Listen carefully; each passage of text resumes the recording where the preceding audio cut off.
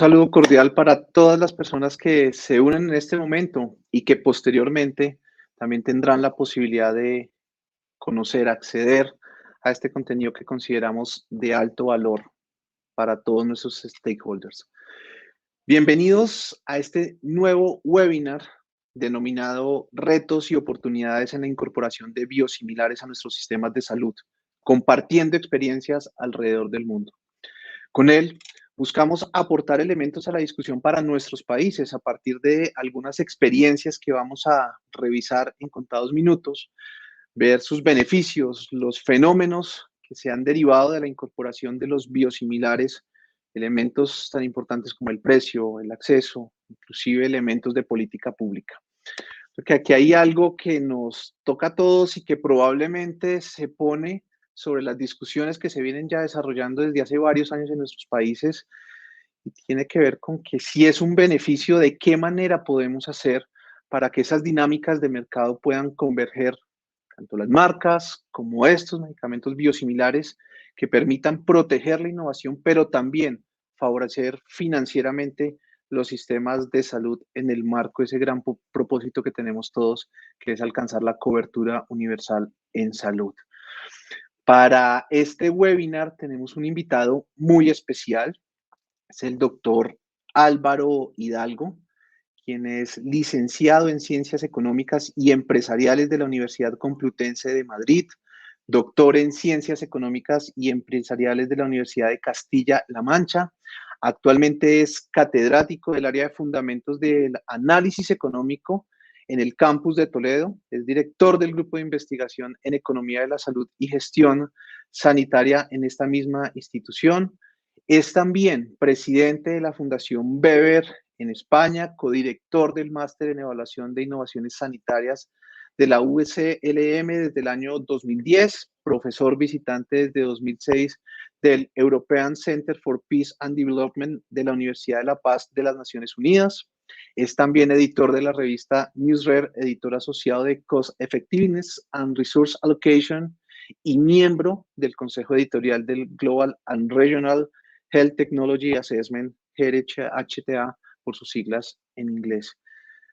Doctor Hidalgo, le damos una cordial bienvenida, agradeciéndole en nombre de nuestra compañía por aceptar esta invitación para conversar un poco desde la experiencia que han tenido en otras latitudes y que puedan servir de referencia para ambientar esas discusiones que yo creo que se vienen dando de una manera tan acentuada en nuestros países. Entonces, doctor Hidalgo, mil gracias nuevamente por la invitación, bienvenido nuevamente y queda entonces usted en compañía de nuestra audiencia. Muchísimas gracias, Diego. Muchísimas gracias a InValue Health Solutions por la invitación. Para mí es un placer poder estar con vosotros y con toda la gente que nos va a ver o seguir en los diferentes países y, como te dije, para Weber, para el Grupo de Investigación en Economía y Salud, empezar a poder intercambiar experiencias con países como Colombia o otros países de América Latina es toda una oportunidad. Así que muchísimas gracias por abrirme esta ventana a vuestros países. Un gusto, vale. Completamente. Adelante. Voy a compartir la pantalla para poder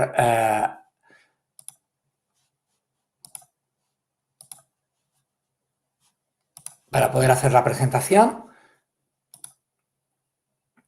Entonces, la idea un poco es ver cuál es el impacto que han tenido los biosimilares en el acceso y la sostenibilidad en los sistemas nacionales de salud, tanto en Europa como en América Latina. Entonces, un poquito lo que voy a concentrar es estos puntos de los datos de contexto. ¿Cuál es la regulación y financiación de los medicamentos biosimilares en la OCDE y en la TAN? Si hay alguna diferencia en la evaluación económica de los medicamentos biosimilares y cuál es la contribución de este tipo de medicamentos a la sostenibilidad de los diferentes sistemas nacionales de salud. Yo, como autor, he participado en los 2 libros blancos sobre medicamentos biosimilares en España y desde la Fundación Weber pues, hemos trabajado para la patronal de biosimilares en España, Biosim, para hacer estos 2 documentos de trabajo sobre el estudio de cuál era la regulación y financiación de los medicamentos biosimilares en la OCDE y el impacto que tuvo en España la introducción de los biosimilares desde el punto de vista del ahorro presupuestario. Pues vamos a empezar con los datos de contexto. Como es una cosa que es grabada y que no puedo interactuar en directo con la gente, pues he querido hacerlo un poco dinámico. Y saben que en España hubo en los años 60-70 algo que se llamaba el spaghetti western, ¿no? Las películas del oeste que se grababan en Almería, en concreto, en el desierto, que era muy parecido. Entonces, voy a contar esto de los biosimilares como si fuese una película del oeste, ¿no? Entonces, aquí podríamos decir que el primer aspecto sería solo ante el peligro, en el que tenemos al sistema sanitario que está frente a todos los riesgos que tiene. Tenemos cada vez un sector sanitario más tensionado, con una presión en costes más elevada, con un aumento en el precio de la innovación cada vez también más alto, los retos de la medicina personalizada, la medicina génica, todo esto hace que nuestros clínicos pues estén siempre teniendo que hacer un balance entre lo que es la eficacia y la efectividad, la eficiencia y la sostenibilidad del sistema. Es decir, tenemos innovaciones que cada vez son más eficaces, pero que a su vez cada vez son más costosas para los sistemas nacionales de salud. Y ese equilibrio es complejo de realizar. Tenemos cada vez la industria farmacéutica que está haciendo muy bien su trabajo y está trayendo innovaciones, como decía, muchos casos como las terapias génicas, que son one shot, solamente un uso, pero que cambian la historia natural de la enfermedad, pero a cambio tienen un coste muy elevado en el presente y hay que saber distribuir. Y todo esto son unos riesgos muy importantes en un contexto macroeconómico que por lo menos en Europa el próximo ciclo, ya lo ha dicho la Comisión Europea, vamos a volver a las reglas de ajuste presupuestario. Se ha eliminado la barra libre que vino después del COVID y vamos a tener que prestar más atención al déficit público y a la deuda pública. Y esto básicamente se va a traducir en una tensión sobre los presupuestos públicos y en concreto sobre el presupuesto sanitario, que en un país como España representa más allá un poco más del 10% del Producto Interior Bruto. Y todo esto con una preocupación fundamental, que es poner al paciente en el centro.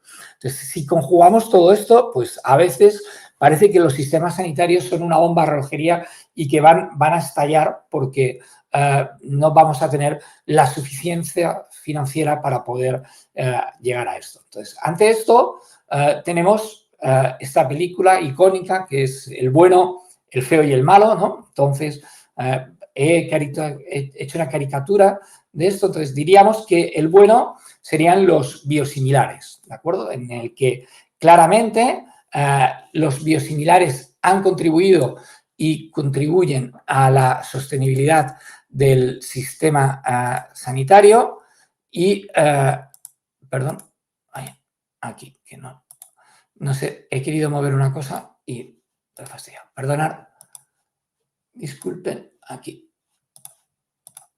Ya veo que no lo puedo mover. No sé si lo están viendo ustedes en pantalla completa o no, la presentación. Sí, ya la estamos viendo, no te preocupes, Álvaro. Pero se ve el resto de la pantalla, ahora ya no está como lo tenía antes. No sé qué ha pasado. Está en pantalla completa, estamos viendo solamente la presentación, no te preocupes. Vale, perfecto. Ahí retomaste donde ibas. Vale, gracias. Disculpen. Entonces, como decía, los biosimilares tendríamos que contribuyen a la sostenibilidad del sistema financiero, permiten reducir el impacto presupuestario. Con el mismo presupuesto podemos tratar a un mayor número de pacientes y esto es una constante que hemos visto en Europa y en otros países de la OCDE. Uno de los beneficios que hace esto es precisamente que los biosimilares han conseguido que el acceso a la terapia biológica sea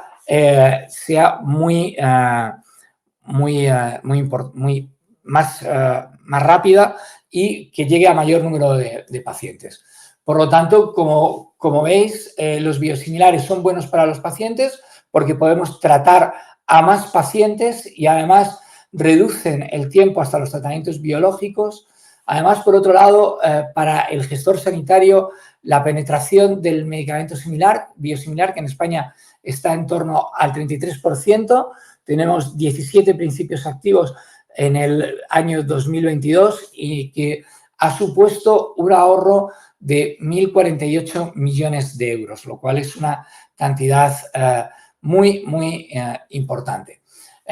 Para el profesional sanitario, al final tenemos una innovación tecnológica que es más precisa y mayor consistente entre lotes desde el punto de vista de la eficiencia y de la calidad técnica. Nos permite una innovación terapéutica porque podemos revisar las guías de tratamiento y tener una transición más temprana a la terapia biológica porque no estamos tan presionados con lo que sería el impacto presupuestario y, por otro lado, tenemos una innovación farmacéutica muy importante, ya que muchas veces los biosimilares en sí mismos se producen con la última tecnología. Tenemos investigación en productos ya existentes con nuevas vías de administración, porque tenemos, por un lado, el esfuerzo que hace el biosimilar y el esfuerzo que hace el innovador para ver otras vías de administración, etcétera.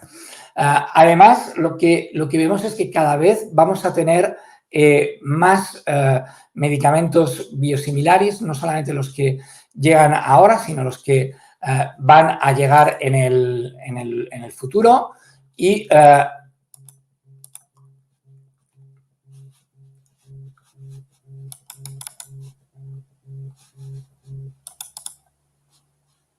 no sé lo que está pasando con la presentación. A ver. Se ve, ¿no? Pero ahora no puedo pasar.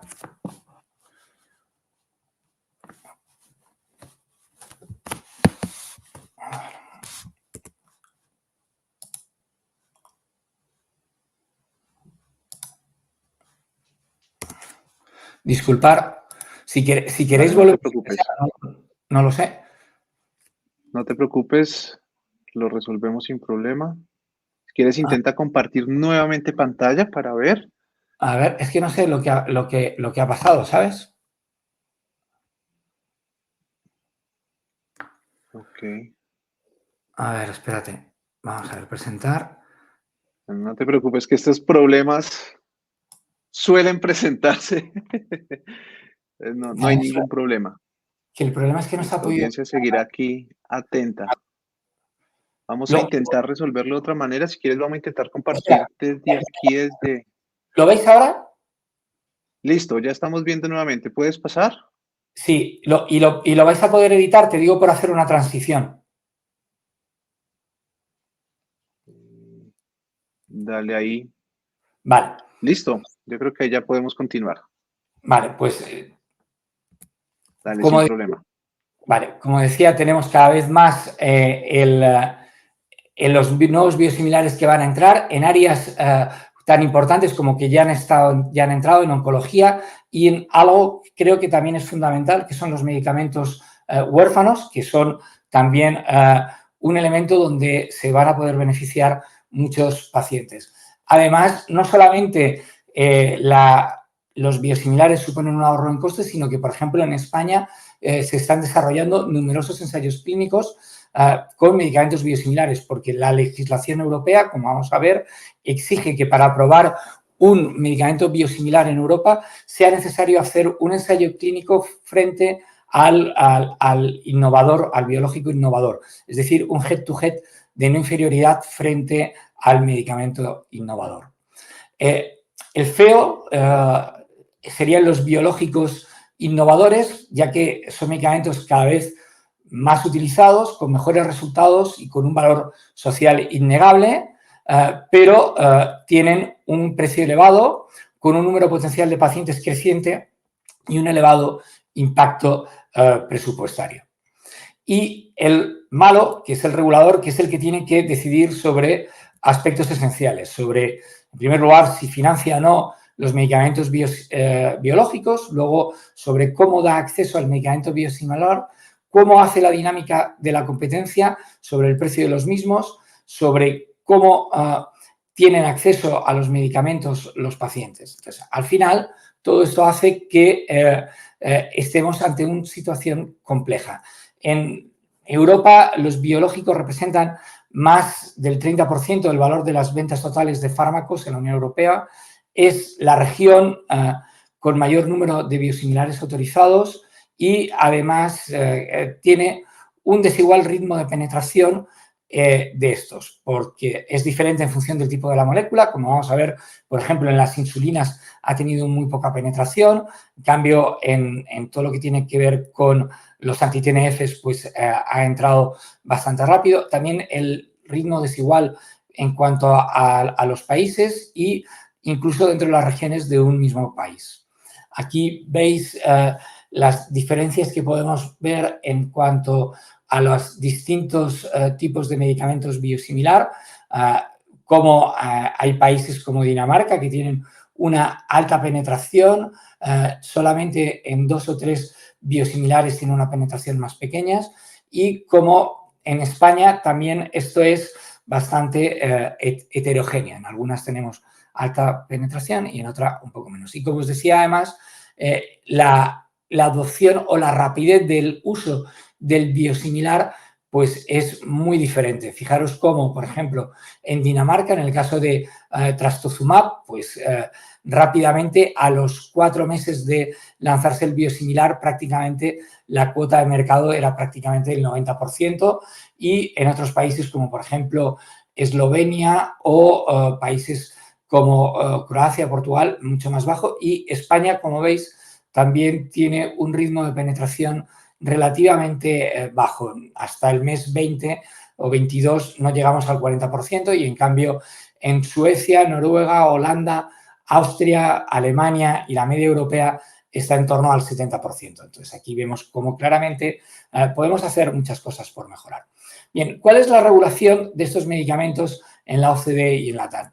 Bueno, pues primero es muy importante comprender que un medicamento biosimilar es un medicamento biológico. Y dentro de estos medicamentos biológicos tenemos dos tipos de medicamentos, los que son originales y los que no son originales. De aquí tenemos desde lo que serían los verdaderos innovadores o los biobetter, y dentro de estos lo que tenemos de los no originales, pues tendríamos los que son los biosimilares y medicamentos biológicos no originales. Y aquí tienen un ejemplo de cada uno de ellos. En este caso, tenemos que la definición de biosimilar cambia en los distintos países del mundo, y esto es importante tenerlo en cuenta. No definimos igual el medicamento biosimilar en función de donde estemos, incluso se va a llamar de forma diferente, como vamos a ver. Entonces, para nosotros, para Europa, el medicamento biosimilar es un medicamento biológico que se desarrolla para que sea similar a un medicamento biológico existente. Cuando se aprueba, se ha demostrado que su variabilidad y las diferencias entre este y su medicamento de referencia no afectan a la seguridad y a la eficacia. ¿Cuáles son las características específicas de los medicamentos biosimilares?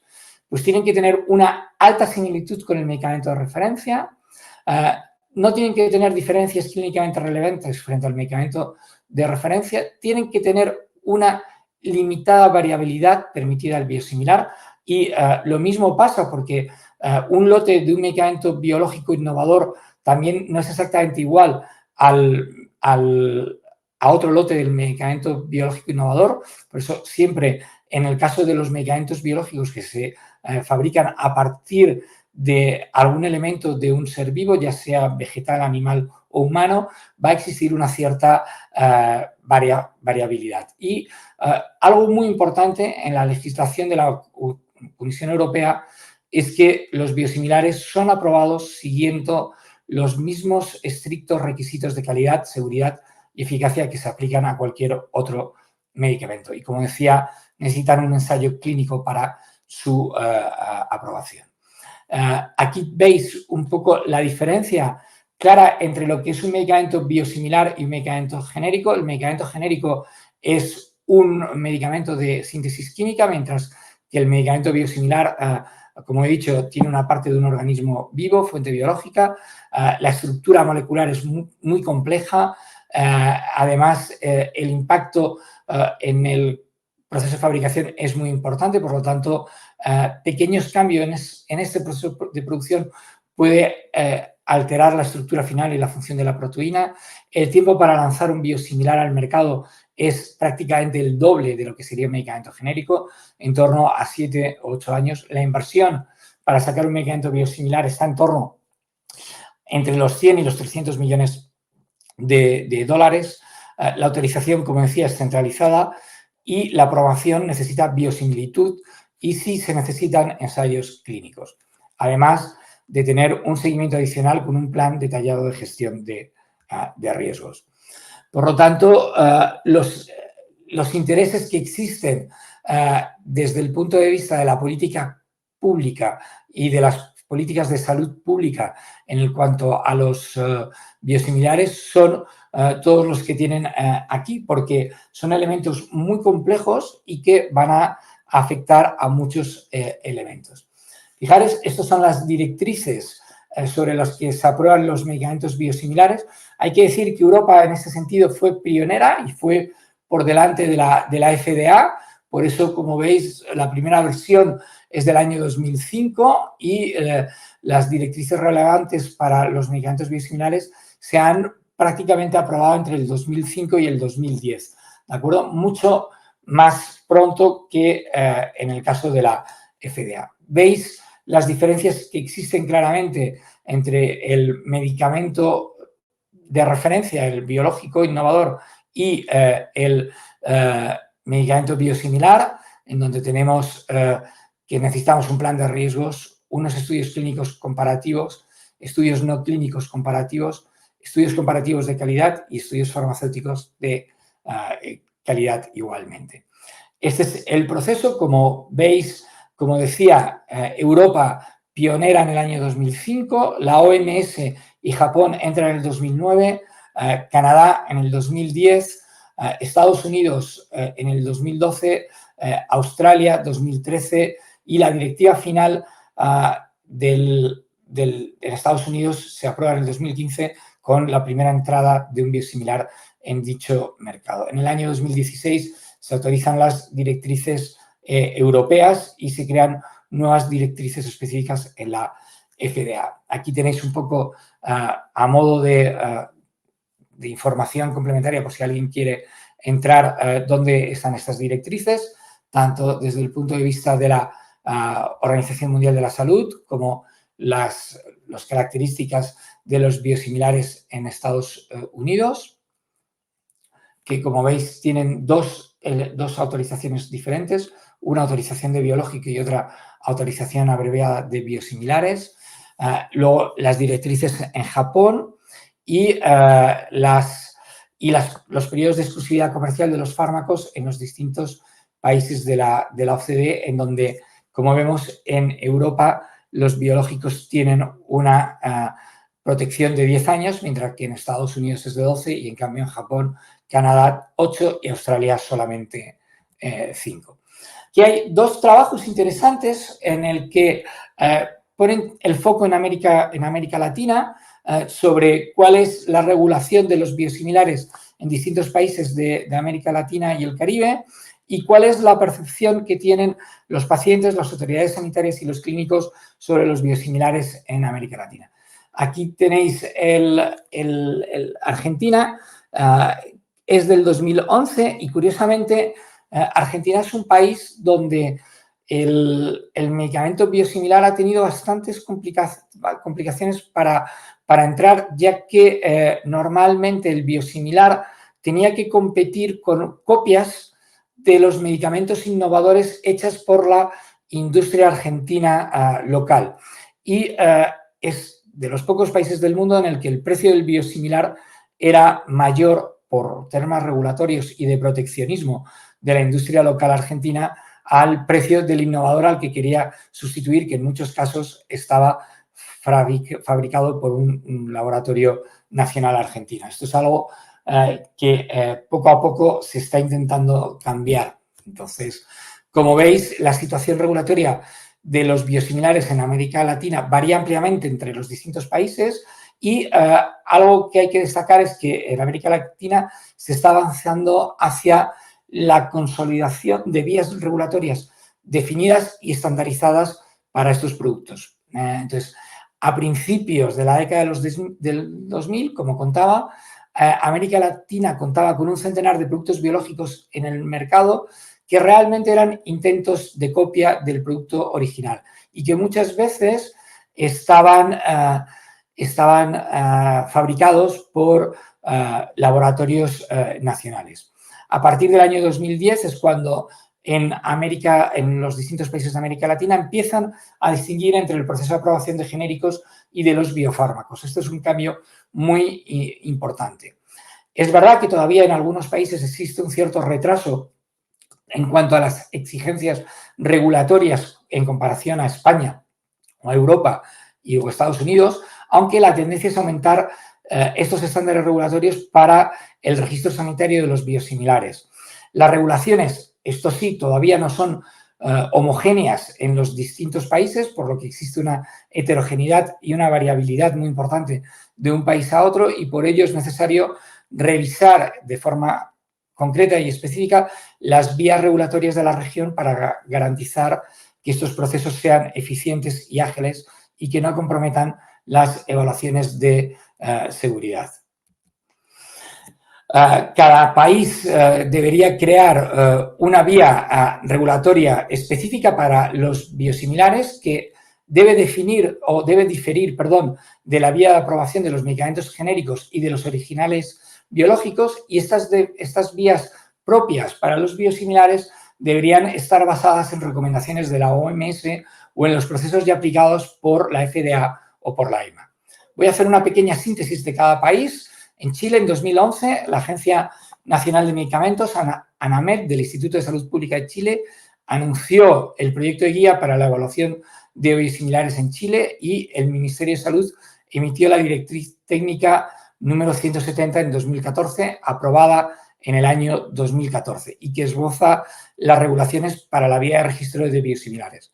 Según la directriz, el proceso de aprobación se basa en un procedimiento autónomo que incluye la presentación de ensayos preclínicos y clínicos. Tengo que decir que la exigencia regulatoria en Chile para este tipo de mercado de productos es muy parecida a la del contexto europeo o norteamericano.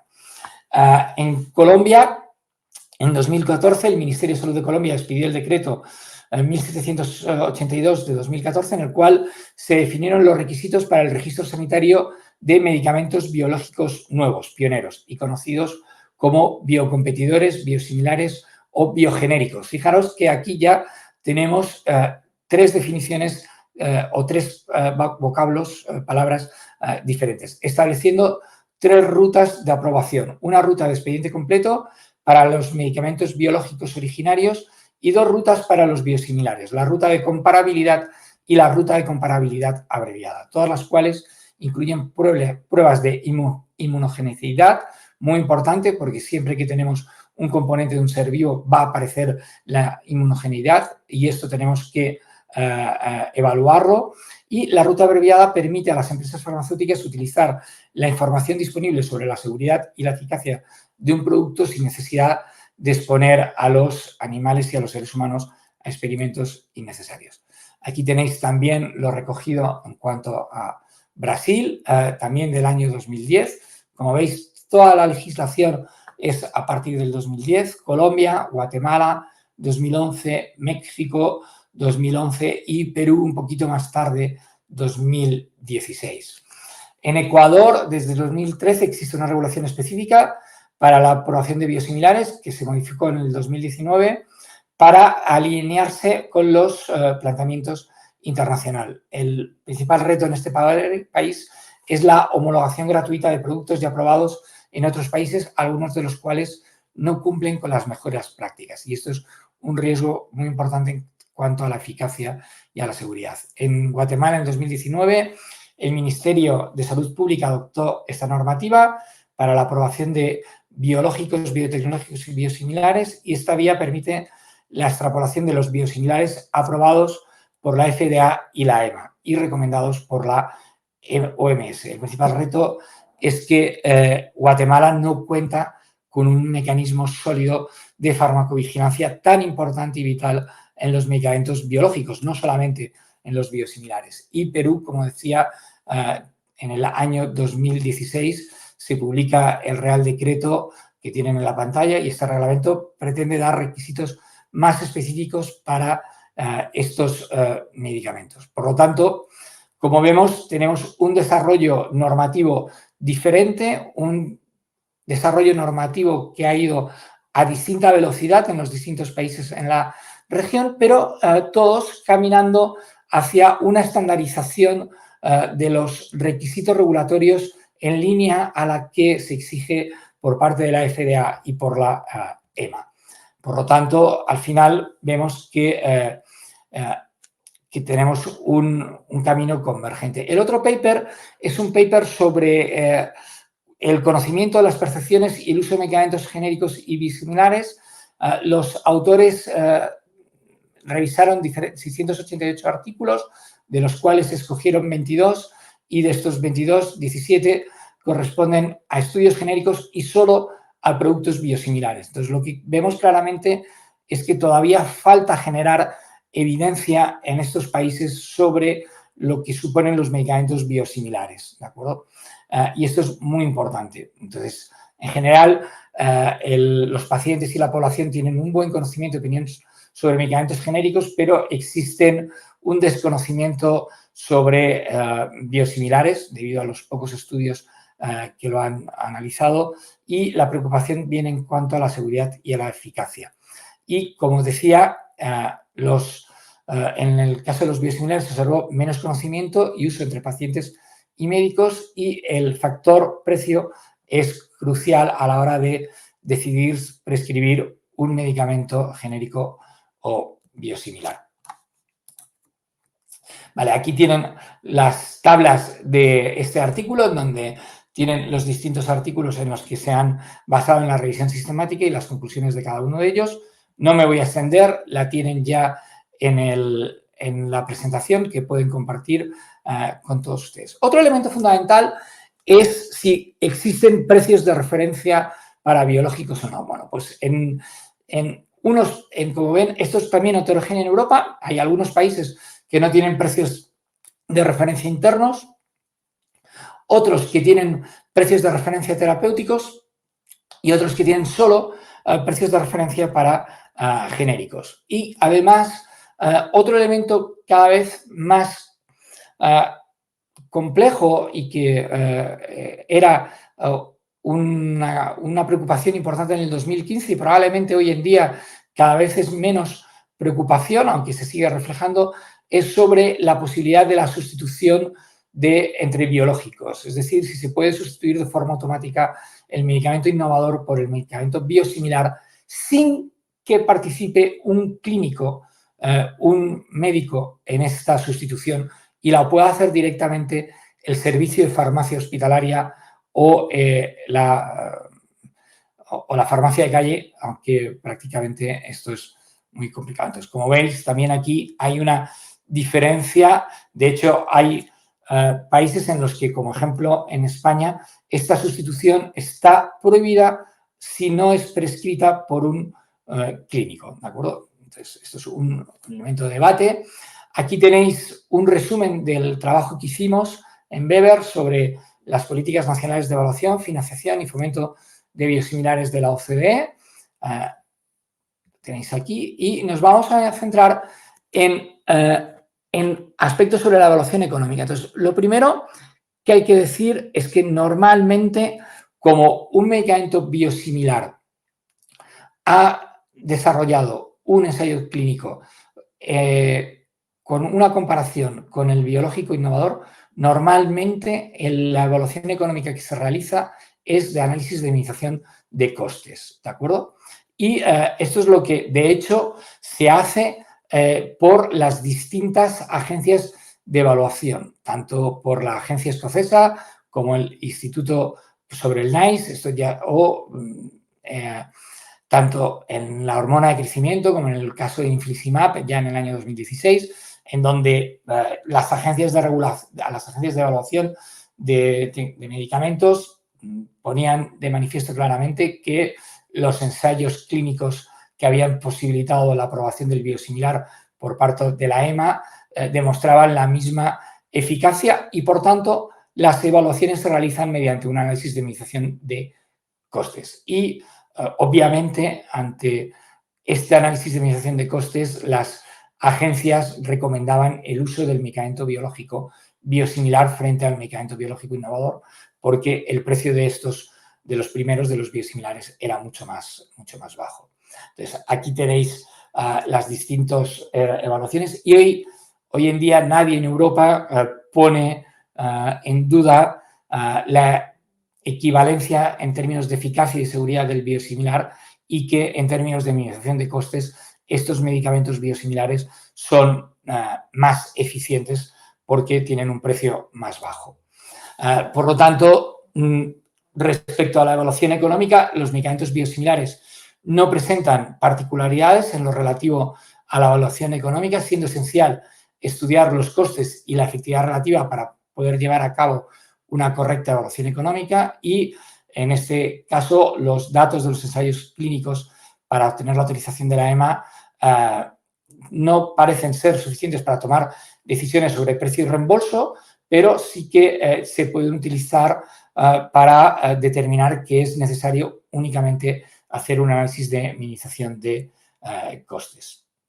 Por lo tanto, está claro que el medicamento biosimilar aporta valor a los sistemas nacionales de salud porque permiten maximizar las ganancias marginales de salud para la sociedad y con dos efectos claros. Por un lado, tenemos la reducción de precios, que hace que la ganancia marginal neta por euro gastado se incremente, podemos llegar a más pacientes y, por lo tanto, podemos tener un mejor resultado en salud con el mismo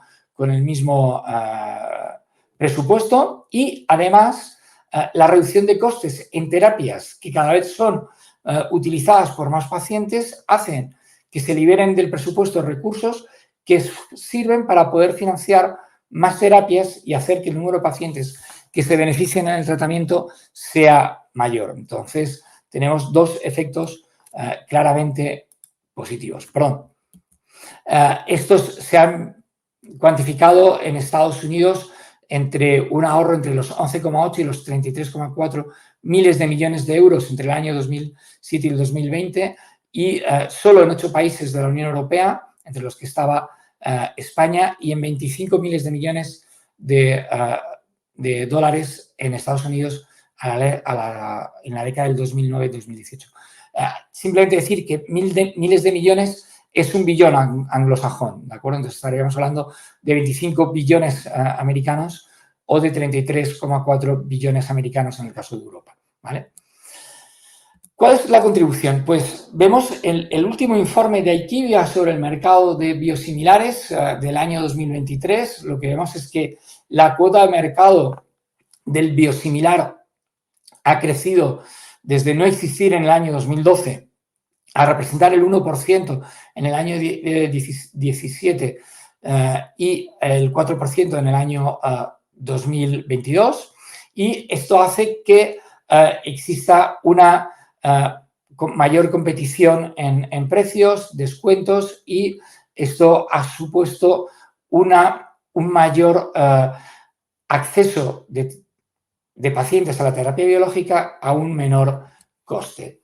Además, vemos claramente cómo el crecimiento en los precios ha tenido un comportamiento muy dinámico, tanto de lo que son los medicamentos biológicos como del total del mercado, como en los biosimilares. Entonces, veis claramente cómo el crecimiento es muy importante para los biosimilares 2019, 2020, 2021 y en donde han ido entrando en oncología, en inmunomediadas es donde el peso de los biosimilares es más importante, pero también antidiabéticos y en antitrombóticos, como veis aquí. Fijaros cómo el efecto en distintas áreas o en 10 terapias claves de la competición de los biosimilares es muy importante. Han ganado peso de forma cada vez más paulatina y creciente. Esto lo veíamos con las cuotas de mercado. Fijaros cómo en el caso de Infliximab, prácticamente en Europa, el país que tiene menos tasa de penetración es Francia, el 82%, pero muy por encima de las tasas de penetración de los biosimilares en Canadá, 50%, en Japón solo el 29% o en Estados Unidos el 54%. Y lo mismo pasa con otros medicamentos. Como veis, claramente en Europa el acceso del biosimilar es mucho más rápido y mucho más potente que en otras áreas geográficas como América o Japón. Y en cuanto a los países más parecidos a España, Italia y Portugal, pues vemos que claramente, normalmente, Italia y España son los países que encabezan la mayor penetración de los biosimilares y que Portugal está relativamente un poquito por detrás de España e Italia. Fijaros cómo, como en función de lo que es los distintos tipos de medicamentos, los anti-TNFs, hemos visto una disparidad muy alta entre los países en donde hay un alto acceso de los biosimilares frente a los que tienen un bajo acceso de los biosimilares. En fertilidad vemos que este incremento en el acceso entre el grupo con mayor acceso y el que menos se ha incrementado, pero mucho menos, 46%.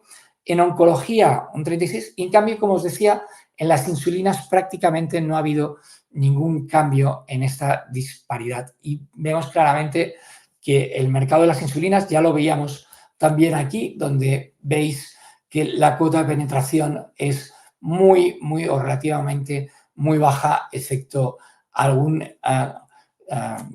país específico como puede ser Finlandia.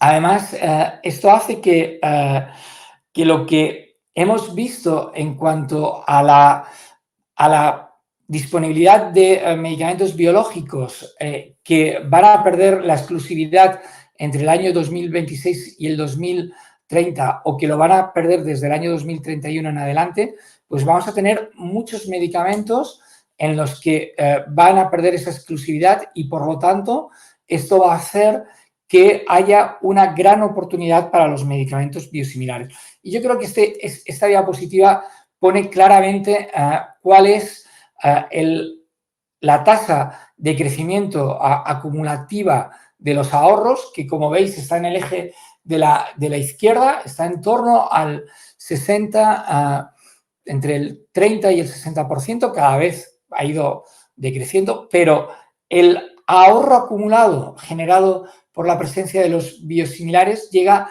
a los 50 billones de euros y en este caso son billones europeos, ¿de acuerdo? Con 12 ceros. Y esto es realmente un impacto para la sostenibilidad del sistema muy importante. Fijaros que de estos de 110 moléculas en las que existe una pequeña fracción en la que puede existir competencia por biosimilares, el valor esperado de la pérdida de patente o de exclusividad entre el 2023 y el 2032, pues podríamos estar hablando de 56 billones de euros de ahorro potencial generado por estas pérdidas de patente que vamos a tener en los próximos 10 años, tanto en medicamentos con biológicos con alta penetración comercial, como medicamentos oncológicos, como medicamentos huérfanos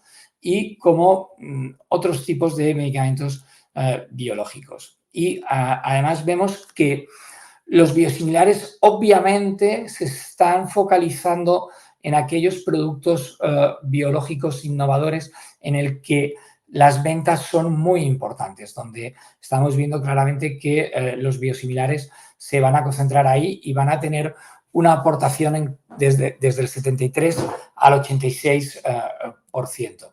Y esto es el efecto a lo largo del año 2023 hasta el año 2031 y la dinámica de mercado, donde es muy importante que no solamente haya un biosimilar, sino que haya más de un biosimilar para que pueda haber competencia entre ellos. Y esto es fundamental.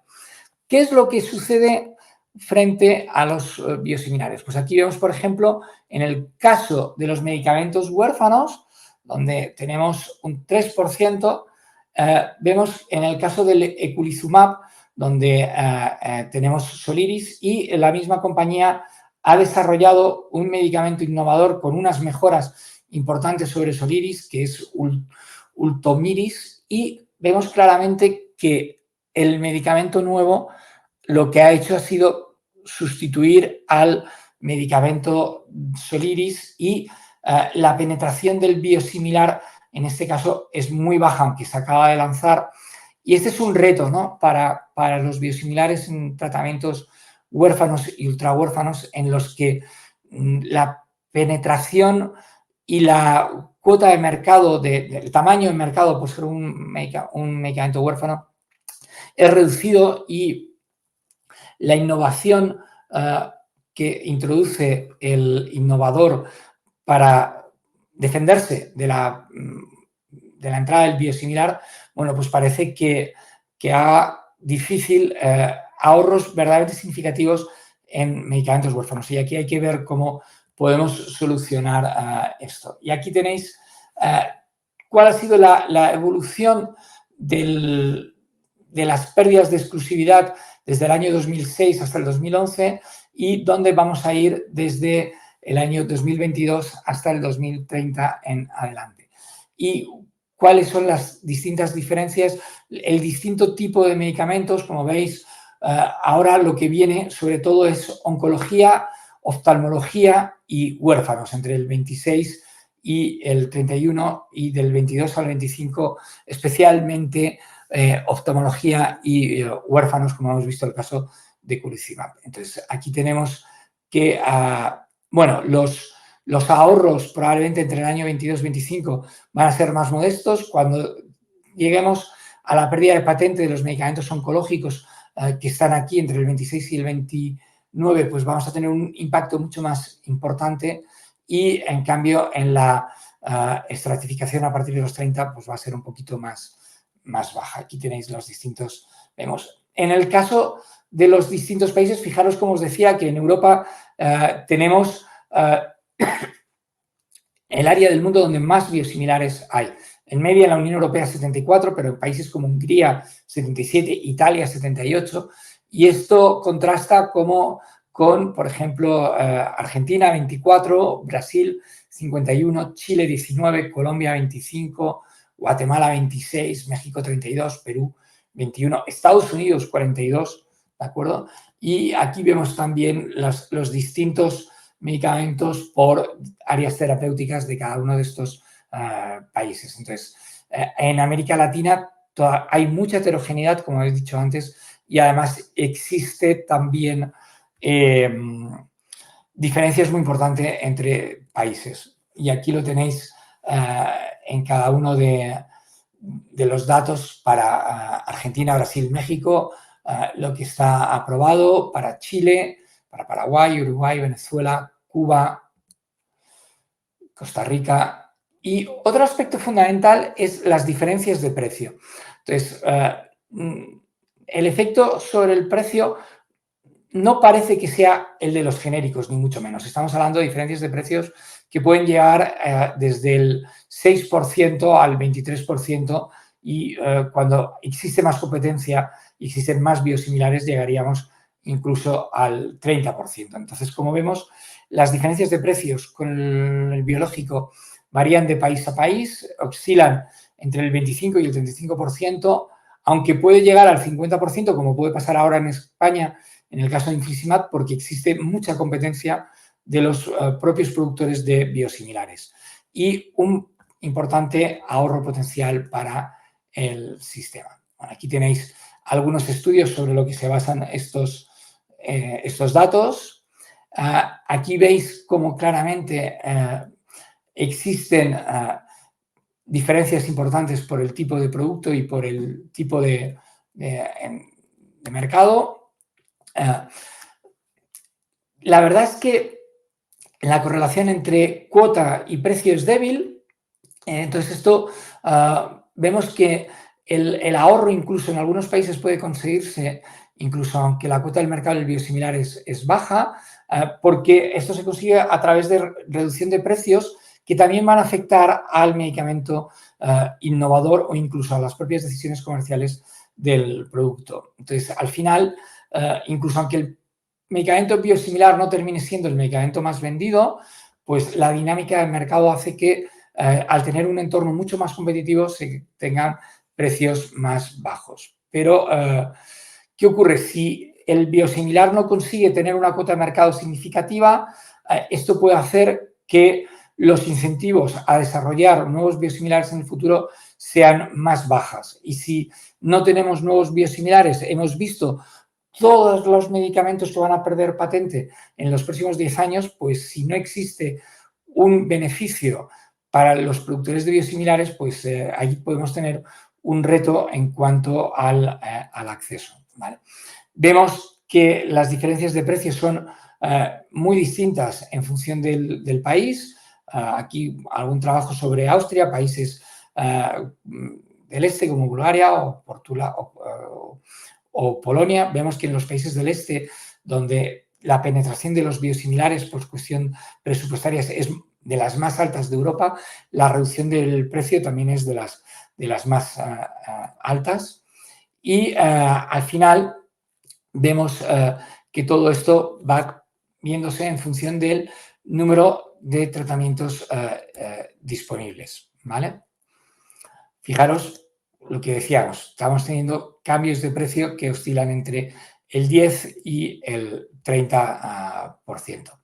Esta es la misma transparencia que hemos visto antes y además los biosimilares consiguen que también el medicamento de marca en muchos casos baje. Como veis, no en todos y no en todos el descenso es igual, pero allí donde hay más competencia, donde existen más biosimilares, como por ejemplo Infliximab, tenemos un mayor descenso tanto del precio de los biosimilares como del medicamento innovador. Por lo tanto, al final es normal que los países estén fomentando el uso de biosimilares a través de distintas medidas, tanto desde el lado de la oferta como desde el lado de la demanda. Desde el lado de la oferta, el foco se ha centrado en el sistema de fijación de precios, marcando reducciones de precios sobre el biológico de referencia en sus procesos de adquisición y muchas veces esto se hace a través de concursos públicos, ya sea en el ámbito hospitalario o extrahospitalario,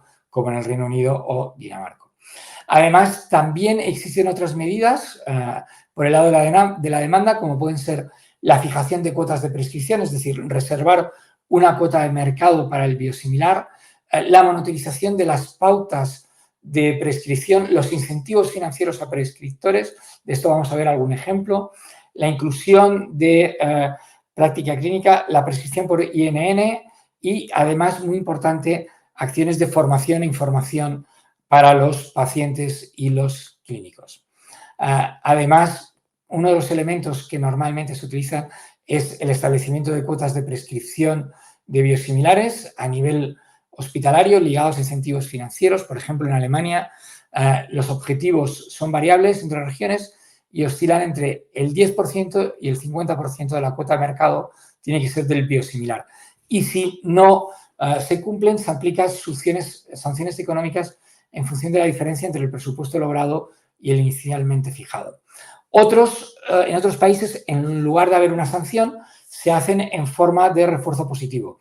Es el caso del Reino Unido, Francia y Noruega, que han puesto en marcha acuerdos de riesgo compartidos o gain sharing para incentivar el uso de los biosimilares, a través de los cuales una parte de los ahorros logrados se revierten al propio hospital. Vamos a ver luego ejemplos. Otro aspecto es, por ejemplo, en Italia, hasta el 50% de los ahorros generados gracias a los biosimilares no se deja de gastar, sino que se destinan al presupuesto para medicamentos innovadores. Esta es la gran palanca del biosimilar, que consigue bajar el precio, liberar recursos y poder utilizarlo para financiar innovación. Lo mismo también en Suecia, Reino Unido y algunas regiones españolas ofrecen a los prescriptores recompensas financieras si cumplen sus objetivos de cuota de mercado de biosimilares, y también tenemos incentivos financieros interesantes a nivel de farmacia en Francia, con la publicación de datos reales de usos de biosimilares también en el Reino Unido, que sirven de referencias a otros centros. En España existen distintas acciones a nivel regional. Tenemos disparidad en las cuotas de mercado. La penetración es muy diferente en cada una de las regiones. Donde menos presencia tiene el biosimilar es en el País Vasco, y prácticamente todas las comunidades están enfocadas a compras centralizadas y a formación a profesionales. También muy importante las acciones de difusión sobre biosimilares dirigidas a clínicos, farmacéuticos de atención primaria y hospitalaria, y muchas comunidades autónomas han empezado a desarrollar indicadores de prescripción para monitorizar e impulsar la prescripción de los hospitalarios. Fijaros que aquí tenemos esquemas de gain sharing en donde existen la importancia de generar incentivos para que los médicos prescriban biosimilares. Entonces, aquí tenemos la Directriz Nacional para los Medicamentos Biológicos en hospitales. El sistema de salud escocés tiene como objetivo eliminar los desincentivos a la prescripción, y esto hace que se trasladarán fondos de personal de enfermería financiado por un laboratorio farmacéutico en el caso de que entren estos biosimilares. Y aquí tenemos programas de gestión del medicamento, y han tenido experiencias muy positivas con un incentivo, como veis, de 3,6 millones para los servicios clínicos para reinvertir en la atención al paciente, pudiendo contratar profesionales, y han generado 27 millones de ahorros, y otra experiencia han generado un 80% de ahorro con un aumento del uso de infliximab y una reducción del 45% de los costes de adquisición. Y como veis, esto también se ha hecho en Francia con una iniciativa nacional con un incentivo a la prescripción hospitalaria de medicamentos biosimilares dispensados en la oficina de farmacia, en el caso de las insulinas, Etanercept y adalimumab, y tener un objetivo nacional con una penetración del 80% de biosimilares. Y aquí veis un poco cuáles son las principales características de este incentivo y cómo tenía que hacerse. Y lo mismo en Italia, el 50% del ahorro obtenido por el uso de biológicos de menor coste va hacia compra de medicamentos innovadores. Y el 5% de ahorro se puede utilizar en el centro de prescripción y puede invertirse para la mejora asistencial. Esto también es muy importante. Aquí tenéis el país pionero en estos gain sharing, en el que se reparten el 50% entre los TRUTs y los hospitales, proveedores de servicios, y los grupos de comisión clínica, que son los pagadores. Y además, estos programas de gain share en el Reino Unido suelen llevar asociados un programa de switch consensuado entre profesionales sanitarios. Existen numerosas experiencias. Por lo tanto, al final, para hacer que el biosimilar sea una realidad, necesitaríamos cumplir estos 12 pasos de forma muy alta, como vemos, en donde tendríamos que el mercado ideal estar en la frontera y no en donde estamos habitualmente, que es un poco más retenidos. En este trabajo que hicimos para Biosim, medimos el impacto de la introducción de los biosimilares en España en estos medicamentos, que eran los que se habían lanzado entre el 2009 y el 2016. Vimos también un elemento prospectivo del 2017 al 2018 y lo que vimos es un ahorro estimado de cerca de 478 millones de euros para el sistema nacional de salud español. Y fijaros que el 78% se debe a la bajada del precio de los biológicos originales. Y en la parte prospectiva se fijó obtuvimos un ahorro estimado de cerca de 2.000 millones de euros. Al final, el ahorro total lo ciframos en 2.443 millones de euros. Vemos que otros trabajos posteriores han cifrado este ahorro todavía con ya la entrada de algún biosimilar más en torno a los 5.162 millones de euros. Cuando solamente había 13 principios activos, está muy similar a lo que nosotros hicimos. Y fijaros cómo el crecimiento del mercado de biológicos con biosimilar en España es muy importante. Hemos pasado del 17 al 46%. Como veis, las diferencias entre regiones es muy importante. Galicia, Castilla-La Mancha, por encima del 50%, igual que Andalucía y Cataluña. En cambio, el País Vasco con un 31%.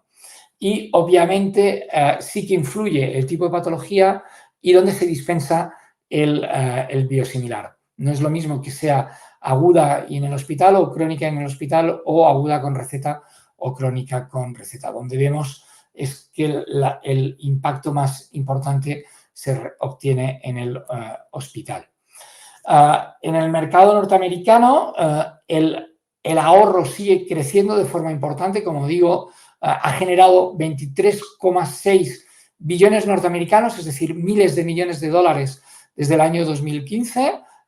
Como veis, cada vez va aumentándose más y tenemos ya 42 biosimilares aprobados en Estados Unidos que han generado estos ahorros de 23,6 billones y que son utilizados por más de 649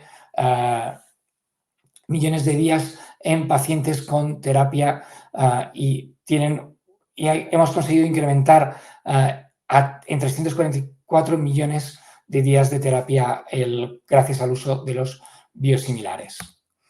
Las conclusiones, ya para terminar, es que los biosimilares brindan oportunidades porque generan competencia y reducen el gasto, porque podemos tratar a más pacientes, porque permiten acelerar el acceso a los medicamentos y a las terapias biológicas, porque liberan recursos para otros tratamientos, porque también promueven la innovación, contribuyen a la sostenibilidad del sistema y optimizan el gasto.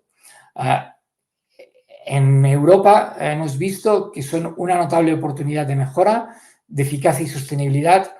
El ahorro no viene generado solo por el menor precio, sino por las dinámicas de competencia que introducen en el mercado.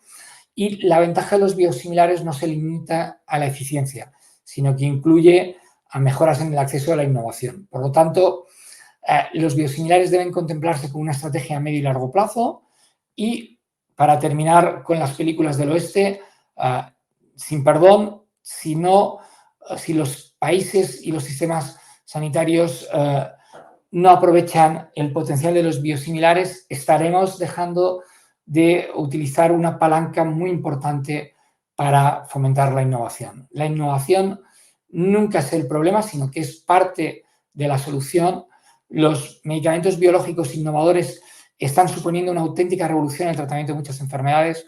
Su valor en términos de contribución directa a la salud, a la calidad de vida, al crecimiento económico es innegable y debemos evitar problemas de equidad y diferencias de acceso.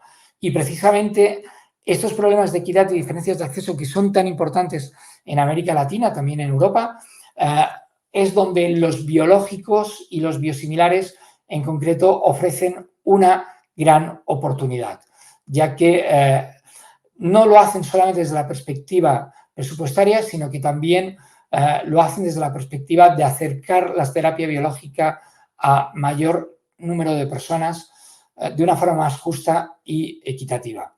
Por lo tanto, en aspectos como la denominación, las patentes y la fijación del precio en función del valor serán elementos esenciales. Como decía, es necesario garantizar el uso y el desarrollo de los biosimilares en cada uno de nuestros países.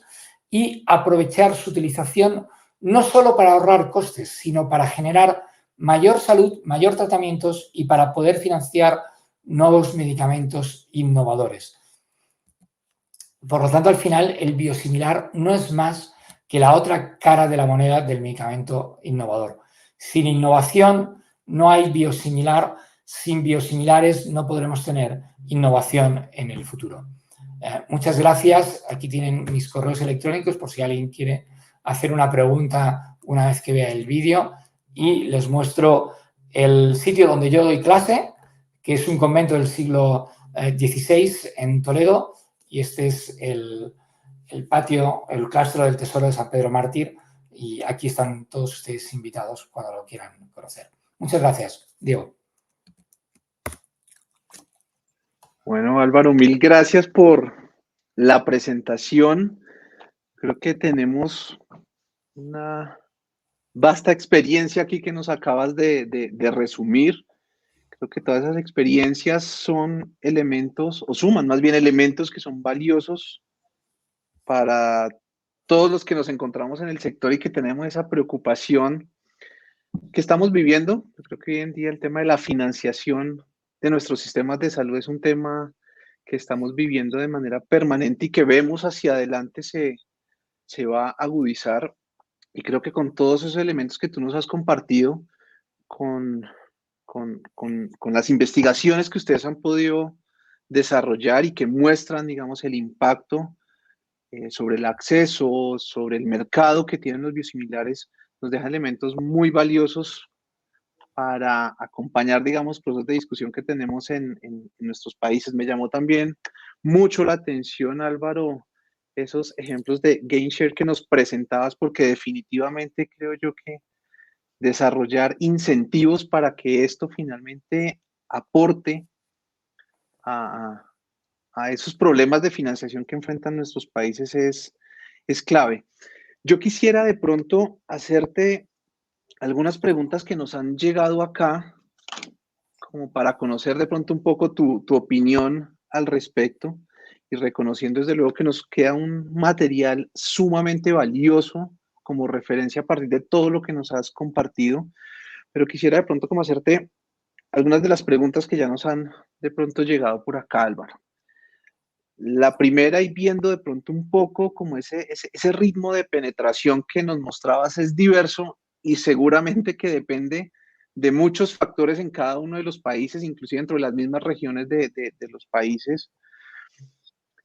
¿Qué recomendaciones le darías tú de pronto a esos países de Latinoamérica para que la penetración, digamos, de los biosimilares permita aportar, digamos, mayor valor en ese gran propósito de mejorar el acceso a los sistemas de salud de nuestra población?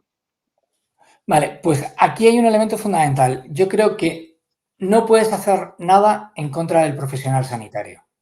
O sea, en lo que hemos visto en Europa es que al principio los clínicos eran reacios. Entonces, lo primero que tienes que hacer es, si en estos países no hay una cultura en cuanto al biosimilar, es formar, informar al clínico, ¿de acuerdo? Y trabajar con ellos en dónde vamos a introducir el biosimilar. Por ejemplo, en España, ahora mismo, en inmunomediadas, lo que hacemos es que los pacientes naïf son tratados con biosimilar.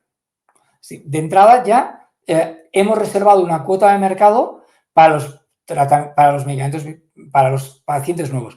Si hay algún problema con ese paciente nuevo, el switch se hace directamente a un medicamento innovador y no hay discusión, es decir, no hay problema. Entonces, esto yo creo que es un elemento fundamental, trabajar con los profesionales sanitarios, con las sociedades científicas, informando a los pacientes para que también conozcan que el medicamento que se le da es un medicamento con las mismas garantías, con la misma calidad, con la misma eficacia, con la misma seguridad y que solamente es más barato porque no ha tenido que hacer el desarrollo de investigación completo, nada más que por eso. Y que muchas veces, como vosotros sabéis, el propio biosimilar es fabricado por la misma empresa que fabrica el innovador. Tenemos el caso, por ejemplo, de Amgen o de Sandoz, que es los biosimilares de Novartis. Entonces, claramente esto también hay que ponerlo en valor. Entonces, yo creo que una de las formas que hemos visto es, por un lado, reservar cuota de mercado y donde es más fácil es en los naif, y luego que parte de los ahorros que se generan con los biosimilares reviertan en los profesionales, reviertan en los servicios, reviertan en la posibilidad de contratar a una enfermera, en contratar a un nuevo clínico, etcétera, y también que posibiliten el acceso de más pacientes a la terapia. Es decir, que no se busque el biosimilar solamente como un ahorro o como un potencial ahorro de costes, sino que lo que ahorremos con el biosimilar lo utilicemos para mejorar la asistencia y para favorecer un mayor acceso a los pacientes. Gracias, Álvaro. Y acá quiero aprovechar de pronto lo que mencionaste derivado de la pregunta anterior y pones allí inclusive como que muy en línea con esta forma de contar, digamos, un poco como la historia en torno a las películas o la película del oeste por donde empezaste, donde teníamos el rol de alguna manera como de la industria, hablamos de los decisores. Y tú mencionabas ahorita la importancia de que los pacientes también como que tengan acceso a información, conozcan. La pregunta es entonces, ¿cuál has visto de pronto que es el papel que deben ejercer los pacientes, digamos, en ese proceso de incorporación de los biosimilares a los países? Pues está claro que los pacientes y por lo menos las asociaciones de pacientes tienen que impulsar este proceso y tienen que no generar falsas alarmas, falsos mensajes, tienen que estar realmente informados porque los requerimientos regulatorios de estos biosimilares antes a lo mejor eran mucho más débiles en los países del entorno, pero hemos visto que desde el punto de vista regulatorio todos los países están convergiendo a los mismos estándares que tiene la FDA o la EMA. Por lo tanto, esto es algo que tenemos que cambiar, esa percepción quizá antigua de antes del 2010, donde parecía que lo que había eran copias no del todo, no tan exactas y que ahora el proceso es totalmente distinto. Yo creo que el rol del paciente es un rol de activo y además que el uso del biosimilar yo creo sinceramente que le beneficia por las dos cosas, porque accede antes a una terapia biológica y se liberan fondos para la innovación, para poder financiar medicamentos innovadores.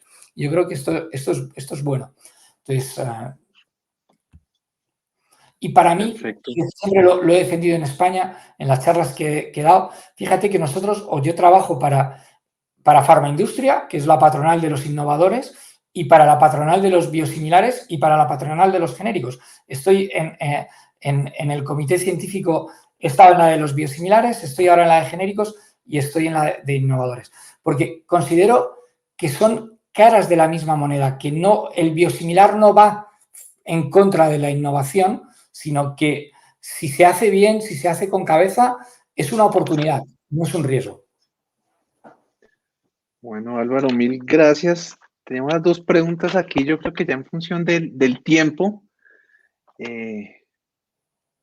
recogeríamos de pronto las demás preguntas. Acá me están llegando otras dos, pero creo que las podemos responder luego de manera ya asincrónica. Álvaro, de verdad, mil gracias por el espacio, por el tiempo, por todo lo que nos acabas de compartir, que siento nos ilustra de muy buena manera frente a ese camino que estamos recorriendo nosotros en Latinoamérica, que tú presentabas que más o menos la mitad de los medicamentos que se comercializan en Latinoamérica, que son biosimilares, frente a lo que pasa de pronto en Europa. Entonces, como que hay un reto todavía de comercialización, de penetración, digamos, de estos medicamentos en nuestros países y acá creo que recogemos unos muy buenos elementos para recorrer ese camino.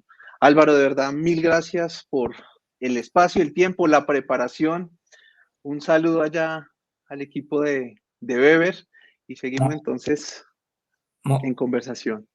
Muchas gracias a ti, Diego, a todo el equipo de InValue y muchísimas gracias por darme esta oportunidad de llegar a vuestros seguidores en todos estos países que sé que son muchos por la excelente labor que hacéis. Muchas gracias. Gracias, Álvaro. Un abrazo y bueno, quiero agradecer a todas las personas que se conectaron, que nos acompañaron durante la transmisión y a las personas que se sumarán y verán próximamente el webinar. Creo que hay unos retos importantes en materia de financiación que nos preocupan a todos y en el contexto de nuestros países. Creo que aquí tenemos unos elementos valiosos que suman a esa discusión de cómo hacer sostenibles nuestros sistemas sanitarios, donde se viene la población envejeciendo, donde la carga epidemiológica, desde luego, o la transición más bien epidemiológica que venimos viendo empieza a generar presiones importantes sobre los recursos que tenemos nosotros disponibles y desde luego derivados de la innovación. Y me quedaría con algo que mencionó Álvaro que me pareció muy valioso y es justamente que la innovación y los biosimilares finalmente permiten crecer y desarrollar de manera conjunta estrategias que permitan resolver o aportar por lo menos elementos para hacer menos compleja la discusión que tendremos en nuestros países respecto a la financiación de la innovación. Con eso yo terminaría. Creo que nos quedan muchos elementos para recoger, de pronto para interpretar con mayor detenimiento. Y como siempre, desde nuestra compañía y en el marco de estos webinars, una invitación al pragmatismo responsable, que veamos que eso que a veces vemos tan complejo ya se viene desarrollando y puede que no sea perfecto, pero a partir de elementos técnicos, de evidencia y de incorporar la visión de diferentes actores podemos avanzar. Un saludo cordial para todos, mil gracias por el tiempo y la disposición para conectarse a estos espacios. Un abrazo.